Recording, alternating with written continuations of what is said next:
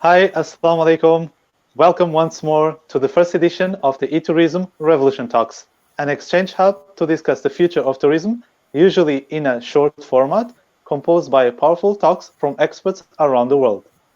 This session today is part of the Accelerating Traveler Recovery series, where we bring top global innovators to give us their advice and guidance into their areas of expertise. Welcome to this fantastic talk. I'm your host, Abdul Sacoor. And today, I'm very honored to have Sister Rim, a leading tourism expert who will share with us 13 signals of what a post-COVID-19 new normal will look like in 1 year from now, as well as discuss action plans for travel agencies, hotels, destinations, as well as governments. Sister Rim, welcome to the show. Thank you, Abdul Sacoor. Thank you very much for inviting me to be a guest on this show. Alhamdulillah, it's a great pleasure to have you here. Can you please take a minute to introduce yourself, say what you do, and also where you are based? Yes, of course. So I'm Director of Growth Strategies at Dinar Standard, which is a growth strategy research and advisory firm.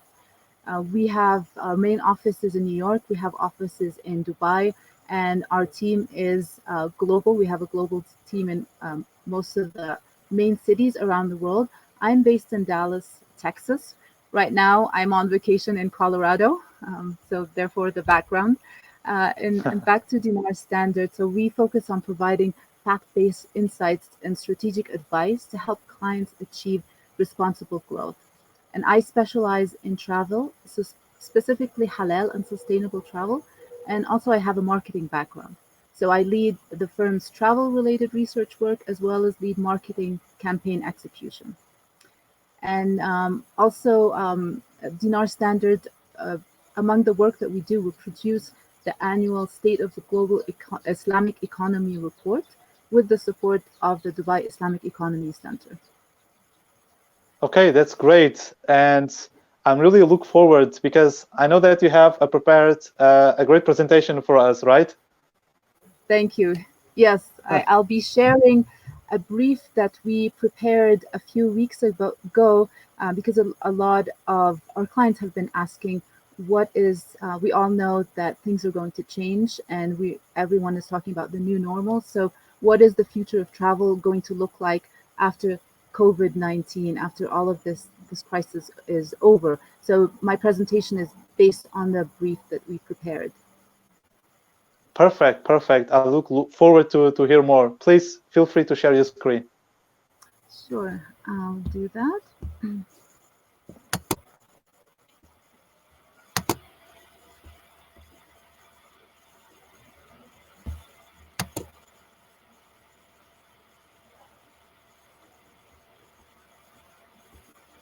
Just a second.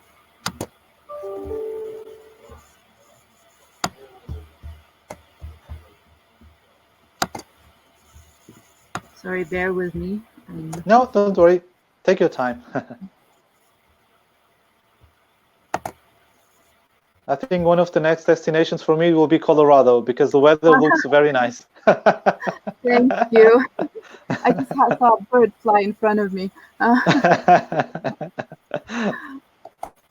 Okay, so you can see my screen right now? Yes. Okay, if you want, you can also zoom it a little bit and it should be fine. Yes, we can see it even better now. Yeah.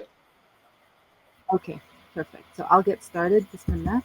Bismillah. These are the authors of the report, the 4 authors of this brief, which I'll be going through. And first, just a little bit to set the expectations in terms of this brief and the purpose of it. So we're not talking about, this doesn't address the immediate post-crisis situation right now, whether it's in a few months. It's actually, as you rightly mentioned in my introduction, it talks about 1 year from now or 1.5 years from now when this crisis is resolved.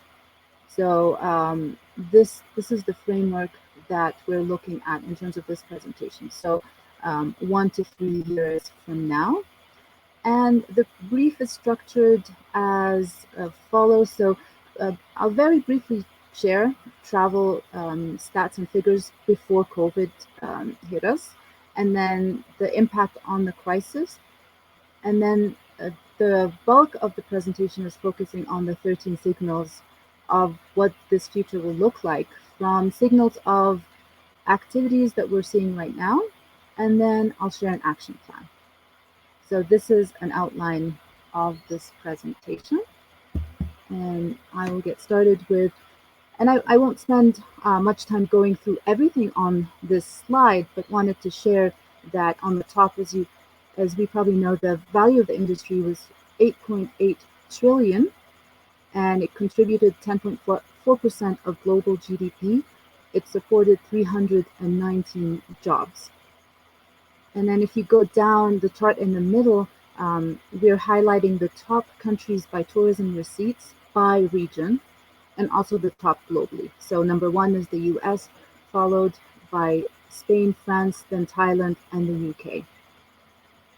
Now, in terms of, if you look at the left, the tourism specific challenges pre-COVID, some of the challenges were sustainability issues, over-tourism, which is related to sustainability.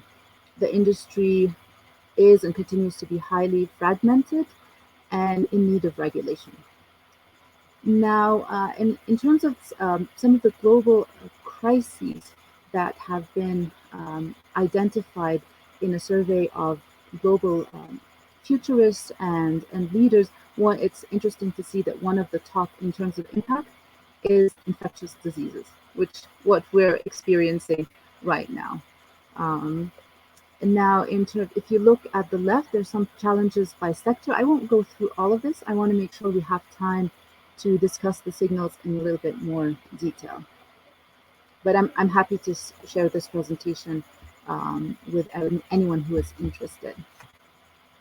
Now, Okay. in terms of the impact, so we shared what travel was before this crisis. Now, in terms of the impact, we're looking at the impact on consumer behavior, on the industry, and then on governments. So in terms of the impact on consumer behavior, there are 4 areas of impact. Number one is health and safety concerns. And you see some stats in terms of COVID. Those are a little bit, few weeks old, but so definitely the numbers are higher. Number 2 is domestic travel is definitely on the rise. And number 3 is intent to travel varies across generations, and I'll provide some stats on that. And then number 4 is substitutes to travel, or basically what people are doing as alternatives to travel. They're not able to travel, so what are they doing? Now, in terms of domestic travel becoming popular, OECD predicts that 75% of the tourism economy will be this year in 2020 will be from domestic travel. Now, in terms of intent to travel being different across generations, and you see in the middle we have some statistics in terms of from a survey by Bloom Consulting, and another survey shows that only 11% of millennials will not travel because of the pandemic, compared to 25% baby boomers. So this is an interesting statistic that would be relevant as one of the signals in terms of intent, younger generations being more willing to travel amid pandemic concerns. Now, in terms of substitutes to travel, we've all witnessed, I think, seeing more people consuming media, getting in touch with family and friends online, a rise in video conferencing. So some stats on the bottom below, there's been an increase in video game traffic, according to Verizon. There's been 1,000% increase in Facebook groups, which is a relatively new feature. And then Snapchat also has seen an increase in video chats. Zoom has seen 101% increase in stock, and it's now valued at 50 billion. And a very interesting stat is that it's now worth more than the seven biggest airlines combined. Wow. And then, yeah, very interesting. Yeah. Zoom. And there's a 28% increase in Netflix revenue compared to the same period last year. And then also another activity of substitute to travel that people are doing while they're stuck at home is taking online classes. Udemy has seen a 425% increase in enrollment. So these are some statistics related to consumer behavior. Now, in terms of impact on the industry, there are 5 areas of impact. Number 1 is aviation and hospitality sectors that have been the most impacted, and you see some stats. I'm not going to go through all the figures. Small businesses are in crises. And now, according to WTTC, 80% of travel and tourism businesses are small and medium enterprises. And according to OECD, over 50% of small businesses will not survive the next few months of this crisis.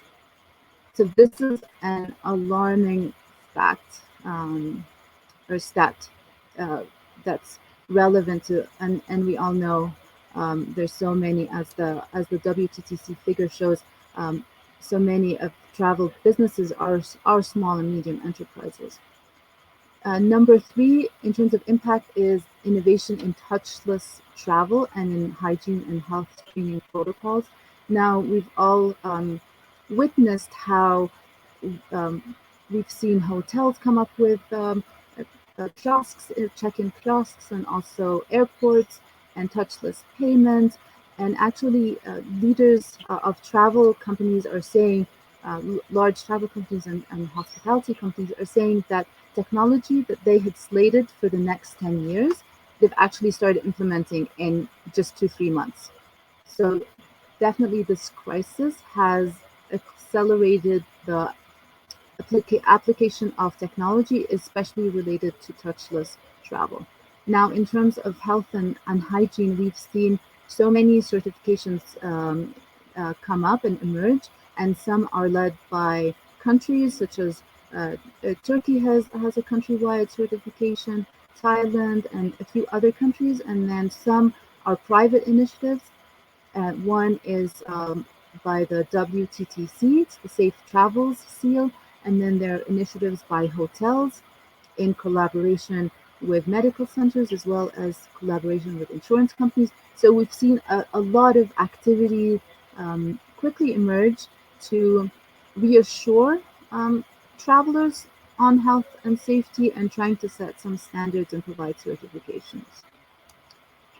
Now, also in terms of impact on the industry, we've seen pivots and aggressive promotions. So we've seen companies change or offer alternative services, and I'll provide some examples later on in the signals. And we've seen Qatar Airlines, for example, they had a very aggressive promotion a couple of months ago, offering discounted flights, and also the ability to change the flights and change the destination city. So we've seen others as well in terms of aggressive promotions. And number 5 is the financial viability and investment implications. Now, expectedly, we've seen a drop in investments, but I also wanted to share a ray of hope in that even during this crisis, there have been investments secured. So Norwegian Cruise Line, they secured 400 million in investments. We've seen 2 travel startups, Fly Now, Pay Later, which is based in London. They raised a substantial amount of investment, and also we've seen Hotel Data Cloud raise 350,000 investment. They are based in the UAE. And Traveloka, actually, this figure has now been updated to 250 million. They expect to raise, and there's an investment. A venture capital company actually raised money for a fund, $80 million fund, to invest in travel and transportation technology. So it's important to share that there is some ray of hope, and there are investment activities still occurring within this crisis. Now, in terms of the impact on government policies, so the government has been supporting the industry and has been providing subsidies to support the industry, and particularly the aviation and hospitality to prevent its collapse. It has also been active Uh, in imposing travel restrictions and regulations. Sister, I'm sorry to And interrupt. It looks like we are hearing yeah, some echo in the background. I'm not sure if it is um, some interference of any device that you have. oh, do you still hear it right now? Yes, Do you hear an echo?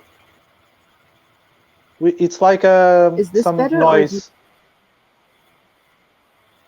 Is a bit better now. Yeah, please carry on. Okay, let me know. Stop me if you hear anything, and I'll try and.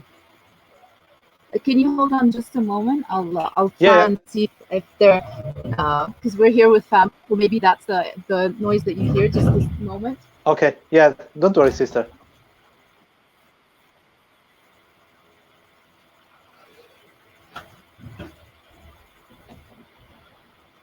Is this better? Is this any It's the better? same, but you can carry on. Oh, now it stopped. Okay, hopefully. Okay, Yeah, perfect. perfect. I'm sorry. Um, Please carry on. so I was. Oh yes, and please stop me if you hear that again. But I No, was that's fine. on the impact on government policies, and number three was travel bubbles. And Abdul Sacoor, you and I were just chatting before the start of this webinar. We're talking about how Yeah, countries have travel bubbles or travel corridors where they allow travel between them without requiring quarantine. So this is an impact on governments that they have been leading. And then medical needs definitely has been a priority. Governments have been prioritizing uh, being able to provide and address medical needs of locals and also our visitors as well.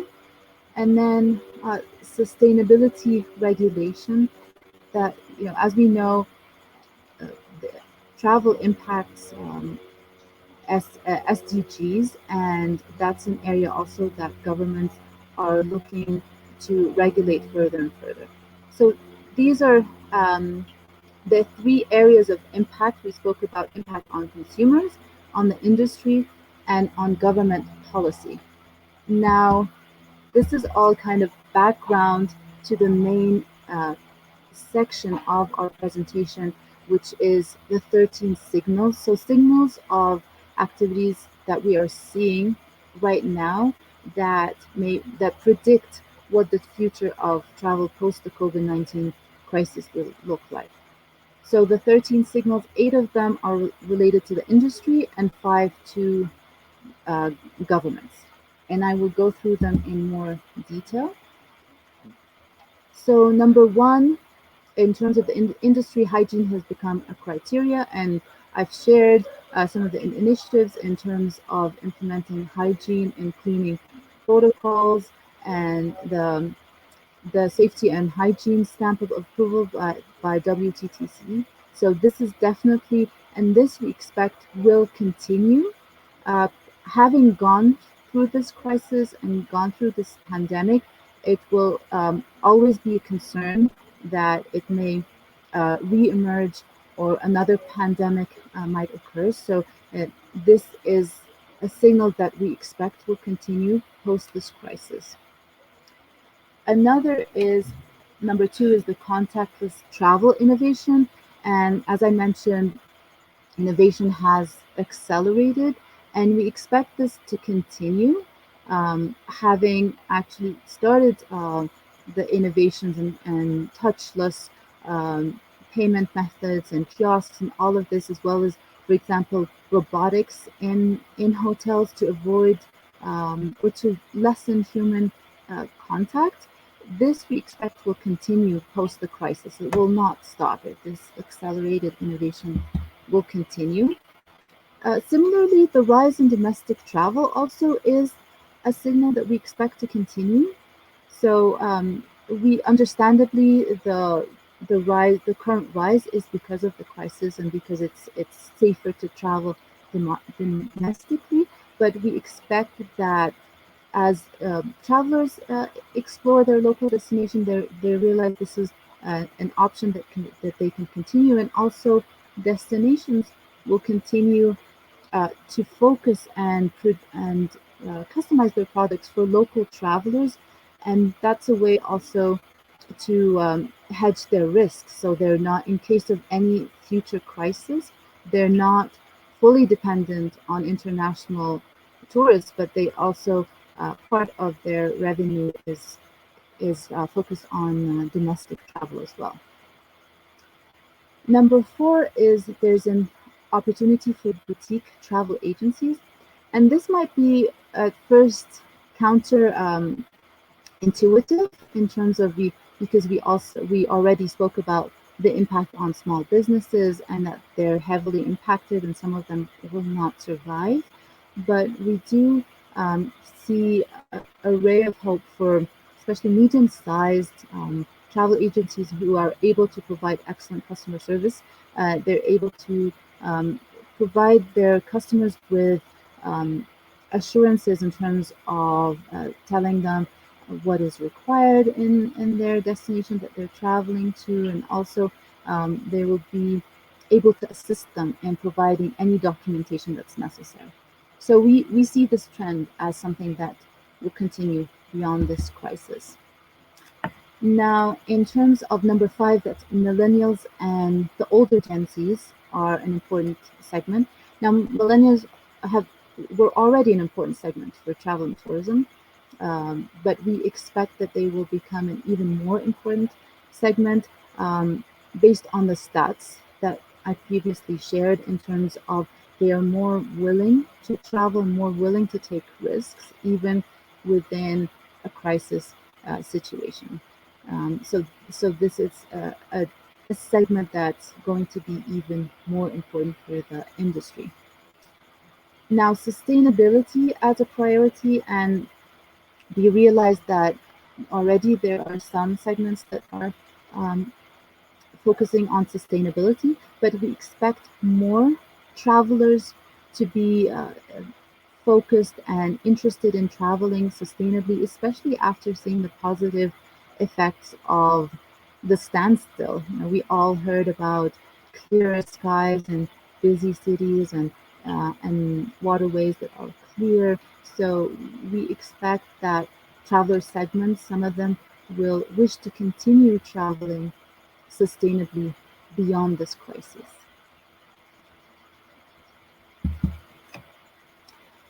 Now, number seven, funding opportunities for travel tech startups. The examples I provided in terms of companies and startups that were able to raise funds, those were mainly in the field of travel technology, and we definitely see an opportunity for this that will continue post the COVID-19 crisis.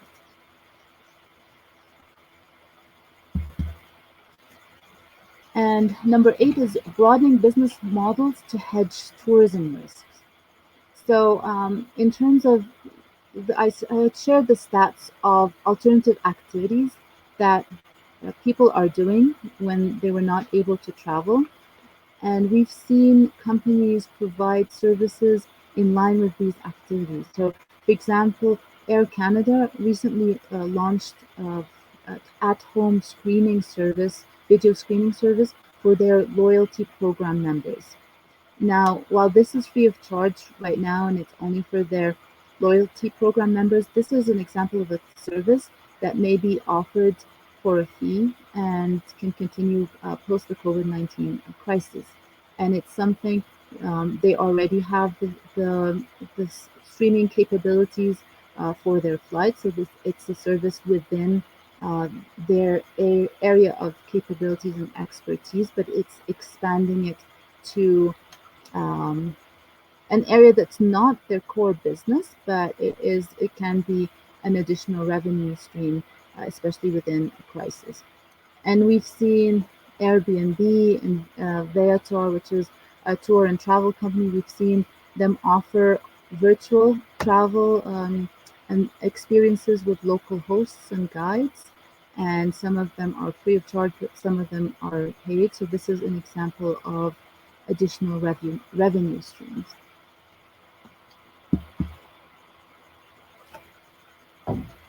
Now, in terms of governments, so number 9, and this is the first in terms of the new normal, or the signals of the new normal for governments, they have realized that they need to strengthen their crisis preparedness, especially in case of future pandemics, and also in terms of supporting the industry. So governments need to invest in aviation and hospitality, and to help prevent it from collapsing in the future. And also they need to support small businesses and medium and small businesses, because they are actually an important part of the economy, and otherwise the economy would collapse. And also in terms of governments, they need to be active in terms of retraining tourism workers, because not all of the tourism jobs that have been lost will be regained or will come back after the crisis, but some of these employees will need to be trained in other jobs.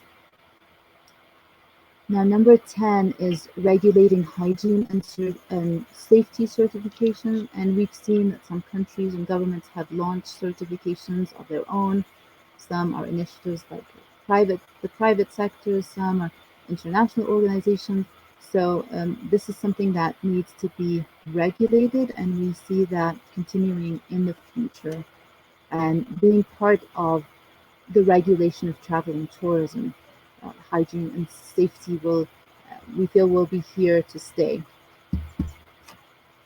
Now, tourism corridors that we touched upon, and right now the focus is in terms of safety, so countries agreeing on tourism corridors for safety. But another activity that can continue is countries agreeing on tourism corridors as a destination. So countries that share the same features or can become one unified destination for travelers. That will be something that may continue in the future as well. And destinations and attractions will configure for safety. So we've seen right now a lot of museums and attractions, in order to open, they've had to invest in technology that allows them for virtual queuing, for example, through an app rather than queuing in person. And we expect, since these efforts have already been invested in, that they will continue post the crisis. We've seen, for example, destinations, in order to avoid overcrowding, they're introducing dynamic pricing. So, for example, in museums, the entry price will be higher during peak hours and lower in off hours, and that's in addition to being an initiative for this current situation in terms of avoiding overcrowding. It's in the future, it solves overcrowding, the issue of overcrowding in general. So this is another signal for governments. Now, for governments as well, the final signal is incorporating sustainability in tourism plans. And we've seen, for example, after this crisis, Venice decided to impose a tax for day trippers. And this is to avoid over-tourism and also to encourage longer stays, which is better for the economy. And this standstill has allowed governments of destinations that are suffering from over-tourism to really rethink their plans and to plan more sustainably, so sustainably for the environment as well as for the local people and local economy. And one example of, is Greenpeace. It's demanding from governments that airline bailouts come with stricter conditions in terms of taking action for impact on climate change. So these are some signals that we're seeing that may continue post the COVID-19 crisis in terms of governments as well as the industry.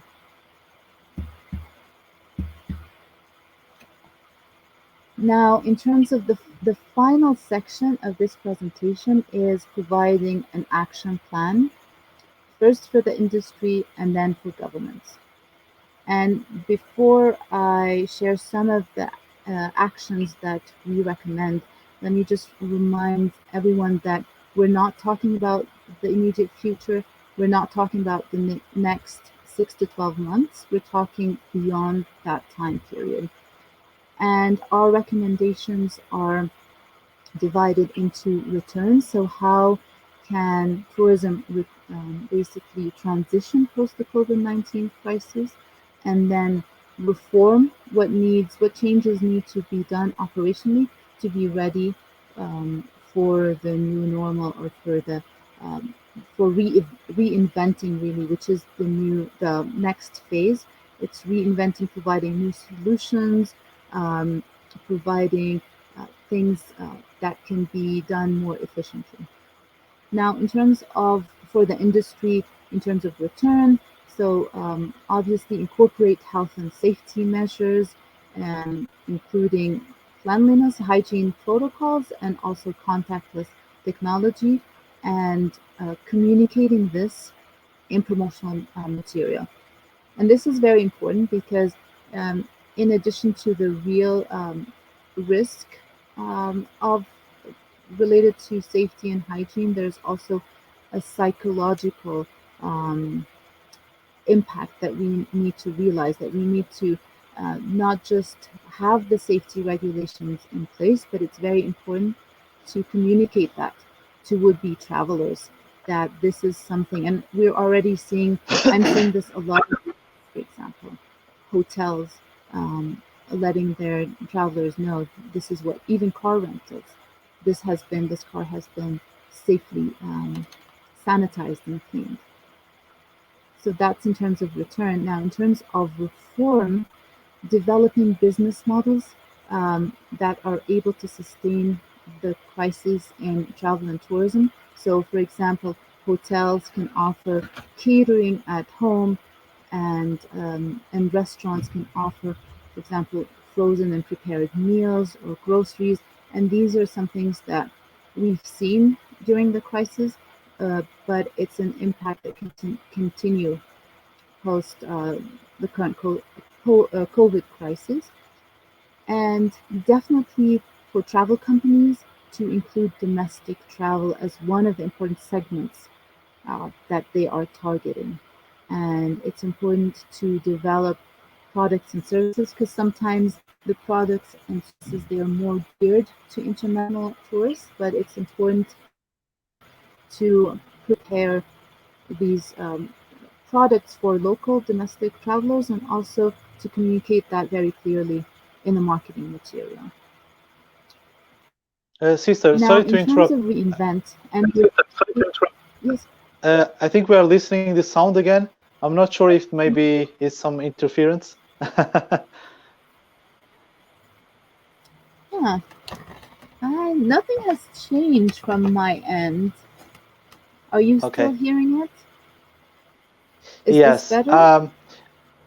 I think we can still hear you. So yeah, you can carry on. Yeah. Okay. Okay, I'll try to be more clear in case of the Yeah. background sound. Thank you. So, in terms of the reinvent, we're looking at different sectors, and I realize, of course, we're not covering all of the sectors, but we chose to focus on destinations, travel agencies, and OTAs, online travel agencies, hotels, and then restaurants and food services. So, in terms of destinations, now the MICE industry, the meetings industry has been highly impacted because it's all based on large conventions.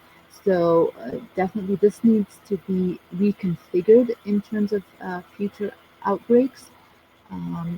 Implementing public and private partnerships to support destinations, it's something that has to be an effort, um, with the government as well as the private sectors. I don't think either can do separately. And then implementing strategies to attract investment, especially with a lot of the new hygiene and safety measures.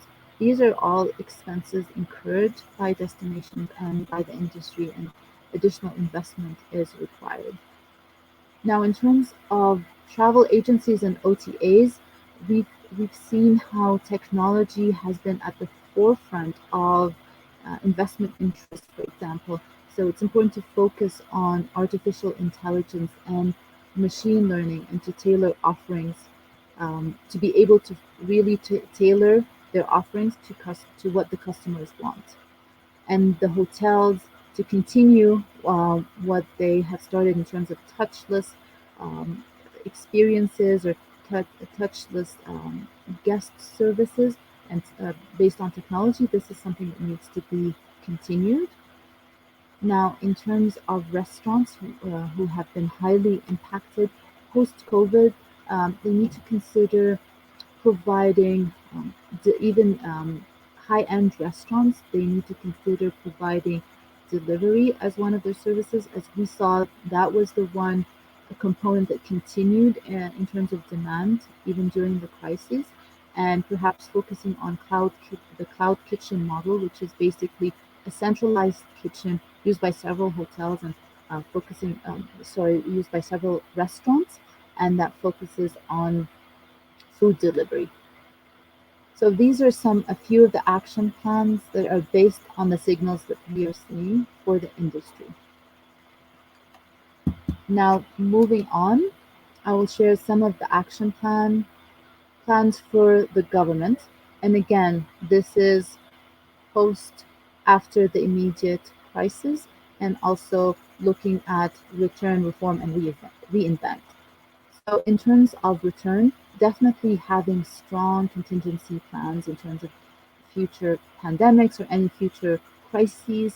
These need to be strongly in place, as we've witnessed for most governments. The pandemic has been a big surprise. Now, in terms of reform, uh, providing industry related investment strategy. So, and these need to be private, public-private um, initiative. So both the governments as well as the private sector doing that together, and then also preparing for future crises, and also addressing sustainability in terms of the local communities, the environment, and economic sustainability within this climate of future threats of pandemics as well as other crises. Now, in terms of reinventing, so looking at new policies, so in terms of health and safety, um, definitely there has to be stronger regulation to prevent outbreaks in the future, and that has to be closely coordinated with the private sector. Economic enablement. So, as we mentioned, investing in airlines and hospitality, as well as other sectors. So, so they're able to support them in terms of any future threats, and then also focusing on public-private uh, partnerships to support the industry, and helping support funding for hygiene and safety expenses, because this is a big expense. And um, for the large, for example, hospitality companies, it's an expense that they have had to incur. But for smaller hotels, for private owned small businesses, it can be a challenge having to uh, endure the expense of providing the additional health and safety regulation. And then in terms of social services, and this is a recommendation that we also included in another brief that is so focused on government services in general, not just for the travel sector. And we addressed possibly providing a universal basic income. So as people have been losing jobs, and in the future, with jobs being more and more automated, there's a need for a universal basic income, or an income that is guaranteed for all, that is not dependent um, on certain jobs. So this is one area that we recommend. So this is the end of my presentation, uh, and summarizing the signals for the industry as well as for governments, and then the action plan. And I'm happy to, um, if anyone would like to reach out, if you would like a copy of this presentation, or if you have any questions, feel free to reach out to me through LinkedIn. My name is Reem Shafafi, or through the Dinar Standard website. Back to you, Abdul Sacoor. Jazakallah. Thank you very much, Sister Reem. There are so many good points here. I really don't know where to start. I'm particularly interested in some areas, and because we are in a virtual event for travel companies and for the travel industry in general, like for example, which kind of opportunities you foresee for boutique travel agencies, and what is the path for them to start reaping the benefits from the current situation? Mm, thank you. Yeah, I'm glad you mentioned that, and yes, we mentioned it's there's a ray of hope for boutique travel agencies in terms of, now we all know that OTAs, online travel agencies, especially the very large ones like Booking.com and Agoda, they have really dominated the industry, but we do see a ray of hope in terms of the current needs of travelers in this environment. There's a lot to navigate in terms of, they have concerns about their own health and safety. They are not sure in terms of the regulation that is required by different destinations. Like, for example, Cambodia, for example, is requiring a $3,000 deposit from foreign visitors to cover any coronavirus related expenses in case they get sick, or in case they need to be tested.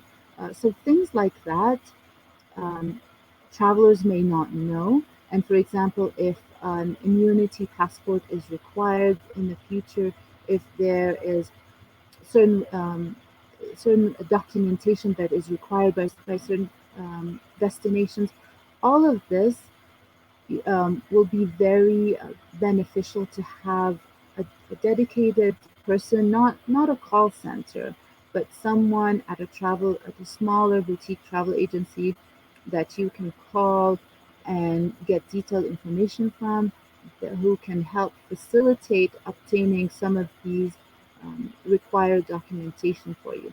So we do see an opportunity for companies who are able to provide excellent customer service and unique services for their customers. This is really uh, this is an additional service. For example, what activities and attractions are open or not because of certain situations, what insurance is recommended. All of this, being able to provide this, will definitely increase customer loyalty. Yeah, no, and And I perfectly see your point. Even before the pandemic, the role of a travel agent is also to be someone that is trusted and can actually hear the customer, in this case, the traveler, and attend to his need by informing them the right path. And now it's even more, because it will become not only a business relation but also personal relation, because the travel agent will have much more responsibility to inform about the guidelines of each country, destination, the government rules, and as you said, the travel corridors, because now it's so much overwhelming information. We don't know what to follow. But with the travel agency, maybe it's become more personalized, the experience in terms of getting the information and deciding for booking a travel, right? And yeah, absolutely, I can perfectly see your point in there. thank um, you. One of the things as well that you've mentioned is some examples of investments that were secured during the COVID-19 crisis. Do you think that halal travel companies also have an opportunity to secure investment? Absolutely, absolutely, and there is current interest in Muslim-focused OTAs, online travel agencies. So Halal Booking had closed the funding round last year in December. They raised 2.4 million, and they also recently secured 2 million in a UK government-backed coronavirus loan. We've seen interest from venture capitalists before this COVID-19 crisis. For example, Gobi Partners, which is a venture capital firm based in Southeast Asia, they coined the term Taqwa Tech, which really summarizes their interest in investing in Muslim-focused technology firms. And 2 years ago, in 2018, they were one of the main investors that invested in Holiday Me and allowed it to raise 16 million and acquire TripFest. Um, and they also they invested in a Pakistan-based online travel agency, Sasta Ticket. So we're definitely seeing an interest. We're seeing an overall interest in investing in travel technology, and then specifically in terms of halal travel companies, specifically OTAs, online travel companies, we are seeing an interest in investing in those who are focused on the latest technology in terms of artificial intelligence and machine learning that allows them to provide more customized and intuitive services. So definitely this is a trend that we see accelerating and continuing beyond this crisis and even during this crisis. Definitely, and I see that there is a lot of interest in innovation and technology. So I think we still have hope for the travel industry and for the travel Yes. players. And I'm very keen also to know, which kind of new technologies we start to see in restaurants, in hotels, in the attractions. For example, I've seen the other day some restaurants in Mallorca and even in Lisbon have now implemented QR codes, to make the orders online. So to make the orders, I mean, directly in the device, it becomes such more easier and practical and at the same time safe, right? So do you think that it would be more like a government initiative to invest in technology rather than private companies, or will be something balanced in between? hmm hmm I I think it definitely needs to be support. Right now, the initiatives we're seeing, they're mainly from private companies. Okay.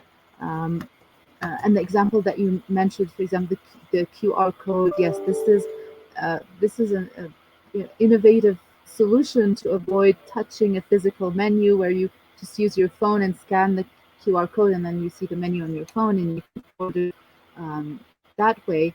And also the examples from the airports, the kiosks, and also check-in kiosks at hotels.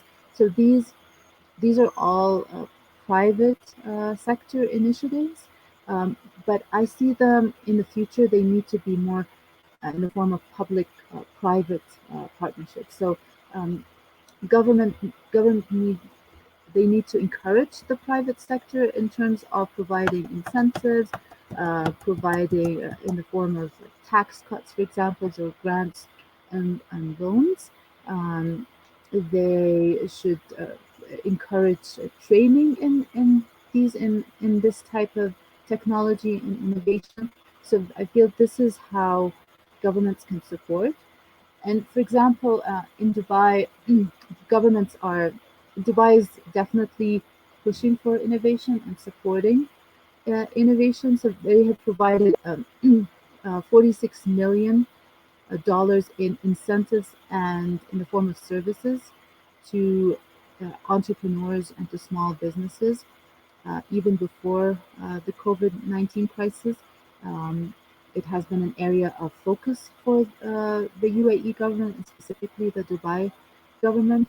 Um, And for example, there's the initiative of Smart Dubai is to make Dubai a leading smart city, Yeah. and in using Internet of Things technology. So different parts of different attractions and destinations and services are all connected and are able to be controlled through devices. So this is it definitely needs to be encouraged. In summary, to answer your question, um, innovation in touchless technology and other technology needs to be supported and encouraged by governments, but then also led by the private sector. And the private sector, is encouraged by seeing the interest in investors in investing in this type of technology, and also in terms of the need.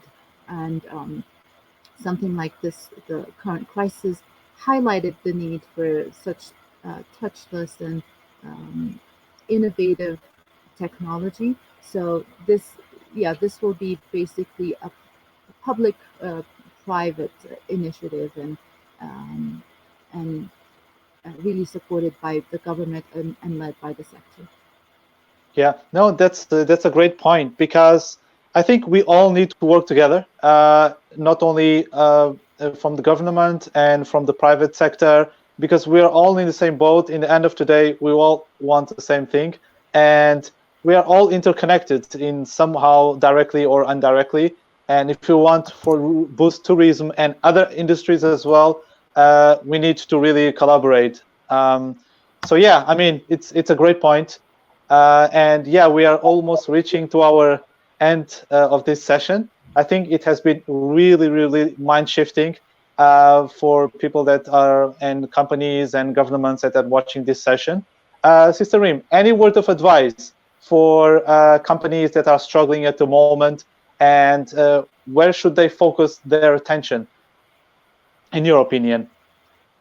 Yeah, in my opinion, really focusing on definitely focusing on possibly pivoting, like not uh, clinging to the core services that they are providing, but being open minded in terms of seeing what other services they have the ability to provide. And like, for example, we mentioned the example of Air Canada. We mentioned the example of Airbnb and Viator, and there's an example from the UK, Halal travel company, Halal travel guide. They're offering online. They started offering online guided tours that their local guides provide, and this is a way of continuing to support their local guides as well as continuing some revenue stream for the company.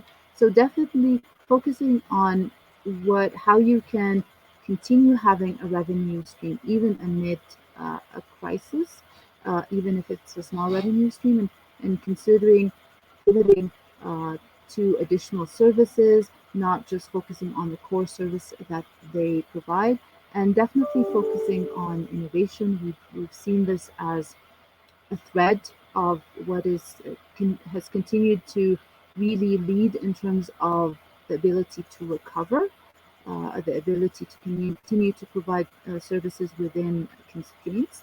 Um, so definitely continue that, and and work. And I feel also the private sector and private companies need to work together, perhaps to support each other and to get support from the government. Okay, perfect. That has been very, very enlightening, and I'm pretty sure this will be taken very seriously for everyone that is watching this. I will just finalize by asking you, what is your favorite or your next holiday destination, since you are already in holidays? To be honest, I'd love to go to Indonesia and Oh have a wow. really authentic experience at one of the islands, not Bali, one of the smaller islands, perhaps staying at a homestay. So one of the houses that are run by a family, and getting to have an immersive experience. That's the style of travel that I love and my family loves as well, is really getting to experience the local culture firsthand, not in a touristy way. So that will be my when I can travel internationally. Inshallah. That's on my list, inshallah. I'm convinced that brother Isnaini, he was in our talk earlier, and he's from Indonesia, and he will definitely be the right person to advise and give you the right tips. Perfect. I'll reach out to him. Sister Reem, it has been a great pleasure to have you here. Thank you very much. Thank you, Abdul Sacoor. Thank you so much for having me, and thank you to everyone who has joined this webinar. I appreciate that you took the time to listen in. Thank you. Thank you. Thank you very much. So, my dear audience, we are reaching the end of this session. Thank you very much for participating in this webinar. I really hope that has been very good and beneficial for you, for your business. And yeah, please keep tuned for the next series of the eTourism Revolution Talks. The next session will be tomorrow, and it will be very interesting as well. Okay, thank you. See you next time. Assalamu alaikum.